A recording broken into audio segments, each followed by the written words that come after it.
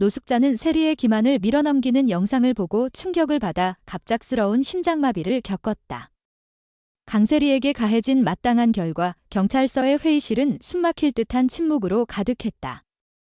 커다란 화면 위로 끔찍한 영상이 반복 재생되었다. 공원의 어두운 계단에서 기만이 힘없이 굴러떨어지는 모습, 그리고 그를 밀친 손 강세리의 손기 선명하게 포착되었다. 숙자는 그 순간 심장이 멎는 듯한 충격에 휩싸였다. 자신의 며느리, 가족의 일원이라 믿었던 세리가 아들 기만을 잔인하게 파괴한 범인이라는 사실은 그녀의 세계를 산산조각 냈다. 늙은 몸으로 세리에게 달려들며 비명을 질렀지만 그녀의 손톱은 허공을 가를 뿐이었다. 세리는 오히려 냉소적으로 기만이 그런 운명을 자초했다고 내뱉었다. 그 말은 숙자의 가슴에 비수를 꽂았다. 갑작스런 심장마비가 그녀를 덮쳤다. 숙자는 고통 속에 쓰러졌고 황기찬은 어머니를 병원으로 급히 옮겼지만 그녀의 숨은 이미 끊어져 있었다. 어머니의 죽음은 기찬의 가슴에 지울 수 없는 상처를 남겼다. 식물인간 상태로 병상에 누워있는 형 기만과 어머니의 연이은 비극은 그를 절망의 구렁텅이로 몰아넣었다. 모든 것은 공원의 그 저주받은 계단에서 시작되었다. 강세리는 분노와 혼란에 휩싸여 기만을 계단 아래로 밀쳐버렸다. 그녀는 그 순간이 자신의 인생을 영원히 바꿀 줄 몰랐다. 기만은 알츠하이머 병으로 인해 세리가 누구인지조차 기억하지 못했다. 우연히 그 장면을 목격한 최자영은 세리의 어설픈 변명을 듣고 아무런 의심 없이 발걸음을 돌렸다. 아무도 보지 않았다고, 증거는 남지 않았다고 믿었다. 공원에 설치된 카메라의 존재를 눈치채지 못한 채 그녀는 집으로 돌아가 평온한 척 연기하며 일상을 이어갔다. 하지만 운명은 그녀의 기대를 비웃었다. 경찰로부터 걸려온 전화는 그녀의 심장을 얼어붙게 했다. 근처 고층 빌딩의 보안 카메라가 모든 것을 기록했다는 소식이었다. 비록 멀리서 촬영된 영상이지만 세리가 기만을 밀치는 순간은 너무나 선명했다. 그 영상은 그녀의 죄를 고발하는 무자비한 증거였다. 숙자의 죽음은 기찬에게 복수를 다짐하게 했다. 그는 슬픔을 분노로 바꾸며 세리를 법의 심판대에 세웠다. 세리는 감옥으로 보내졌다. 하지만 기찬의 복수는 거기서 끝나지 않았다. 그는 돈과 인맥을 동원해 세리의 감옥 생활을 지옥으로 만들었다. 동료 수감자들은 기찬의 뜻에 따라 세리를 끊임없이 괴롭혔다. 교도관들 역시 그녀를 냉대하며 작은 실수에도 가혹한 벌을 내렸다. 세리는 감옥의 차가운 벽 안에서 매일같이 조롱과 폭력을 견뎌야 했다. 그녀는 점차 자신이 저지른 죄의 무게를 뼈저리게 느끼기 시작했다. 하지만 이 복수는 누구를 위한 것이었을까? 숙자의 죽음과 기만의 비극을 되돌릴 수 있을까? 기찬은 복수를 통해 마음의 평화를 찾으려 했지만 오히려 그의 내면은 더 깊은 어둠으로 물들어갔다. 이 이야기는 단순한 범죄와 처벌의 서사가 아니다. 인간의 연약한 본성과 선택의 무게를 적나라하게 드러낸다.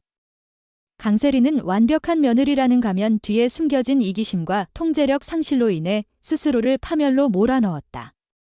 그녀의 행동은 한 가족을 무너뜨렸고 그 파장은 모두를 비극으로 이끌었다.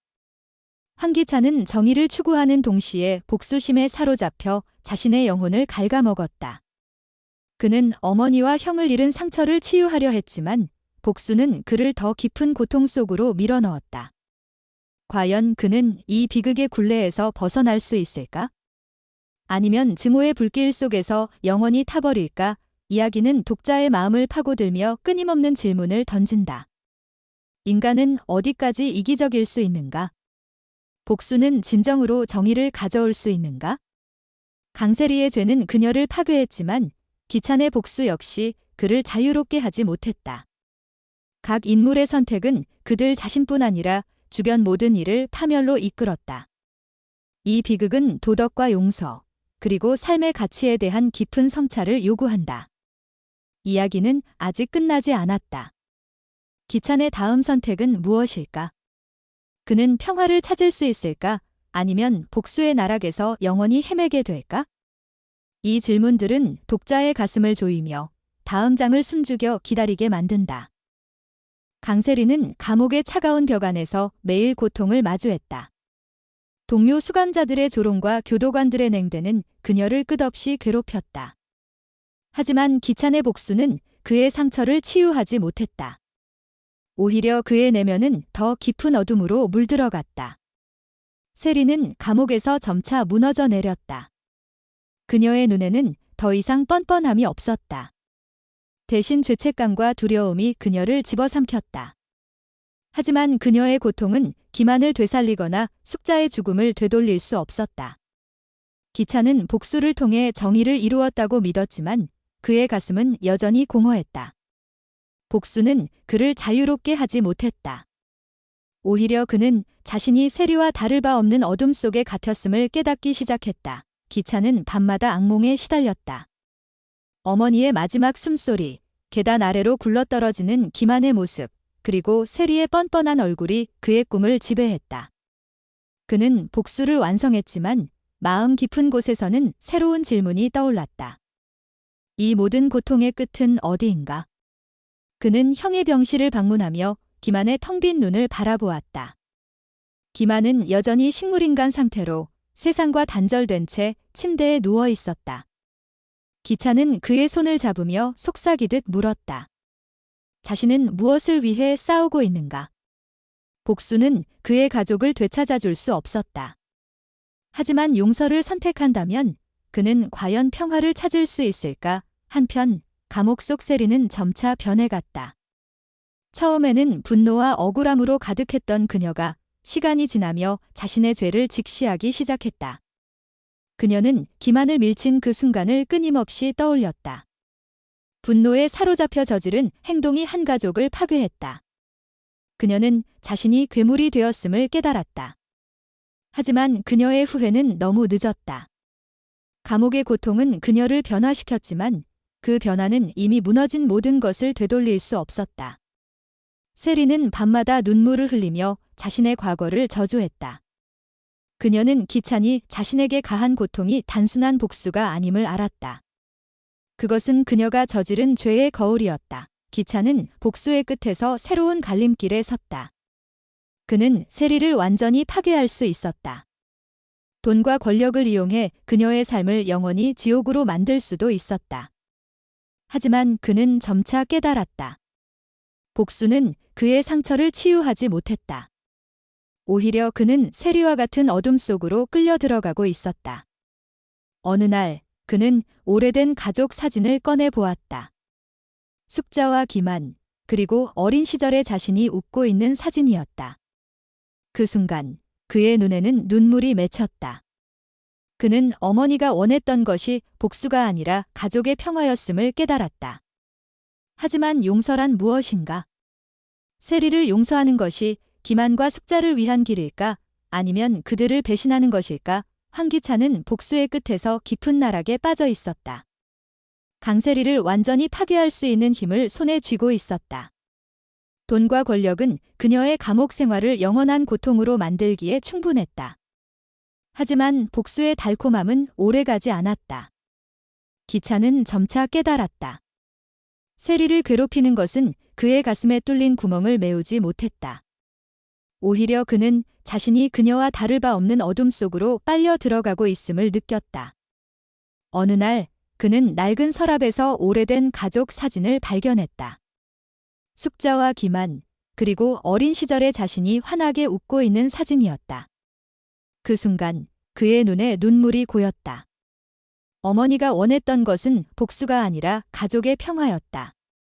하지만 용서란 무엇인가? 세리를 용서하는 것이 기만과 숙자를 위한 길일까? 아니면 그들을 배신하는 것일까? 이 질문은 그의 마음을 갈기갈기 찢었다. 감옥 속 세리는 점차 인간성을 잃어가고 있었다.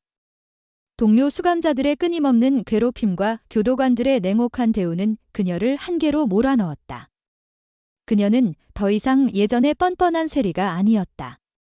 밤마다 그녀는 공원의 계단에서 기만을 밀친 순간을 떠올리며 몸서리쳤다.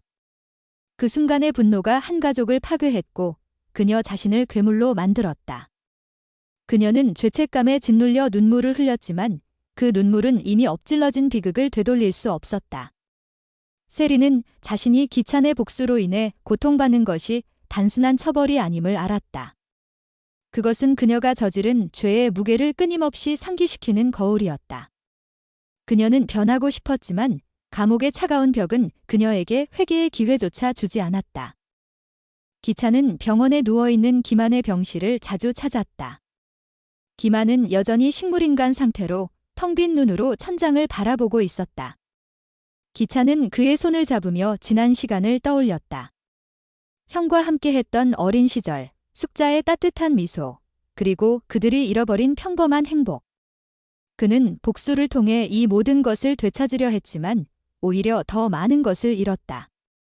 그의 내면은 갈등으로 뒤덮였다. 세리를 용서한다면 그는 어머니와 형을 배신하는 것일까?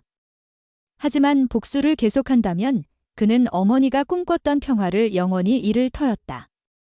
어느 날 그는 김한의 병실에서 낡은 편지를 발견했다. 숙자가 김한에게 쓴 편지였다. 그 안에는 가족의 사랑과 화해를 바라는 어머니의 마음이 담겨 있었다. 기찬은 그 편지를 읽으며 무너졌다. 그의 복수는 어머니의 소원을 짓밟고 있었다. 세리의 감옥 생활은 점점 더 혹독해졌다. 기찬의 영향력은 그녀를 끝없는 고통 속으로 몰아넣었다. 하지만 기찬은 더 이상 만족을 느끼지 못했다. 그는 세리의 고통이 자신의 상처를 치유하지 못한다는 사실을 깨달았다.